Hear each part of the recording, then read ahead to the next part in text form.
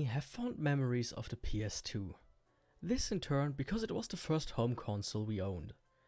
Its charming library of games, the ability to play DVDs, the existential crisis that is the boot screen, and so on. But in modern times, it's not so easy to hook it up anymore. For bigger enthusiasts, there are solutions like the RetroGem HDMI mod, but I'm not ready to dish out $90 for a mod I have to install myself, or twice that much for what seems to be an arbitrary software restriction. So what's left is an external solution. When looking up a way, you quickly stumble on these cheap AV2HDMI boxes, and they do the job, but they aren't exactly the best solution. A while ago, however, I came across this PS2 to HDMI adapter. It was cheaper than the AV2HDMI box, and you know, I just had to buy it.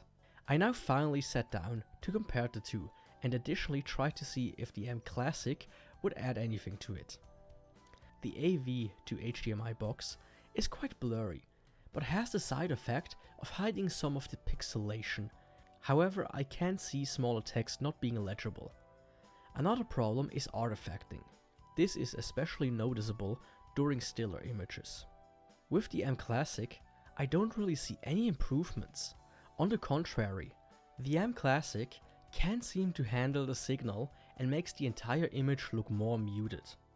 The AV2HDMI allows you to switch the output to 720p or 1080p, but in both cases it will only output in 16:9, which is strange considering many devices with composite cables were 4:3.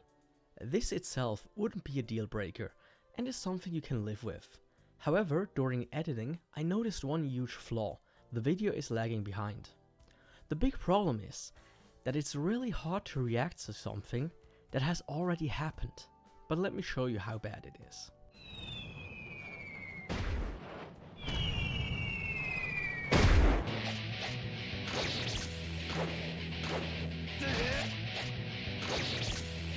The PS2 to HDMI is a huge step up. Not only is the image much crisper, but the colors pop way more as well.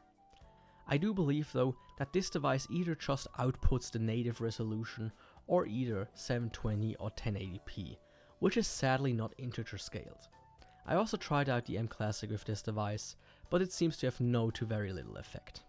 After this, I would say the PS2 to HDMI adapter is a great plug and play solution, which is inexpensive and does the job very well.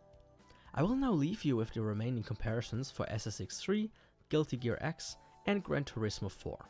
Thanks for watching.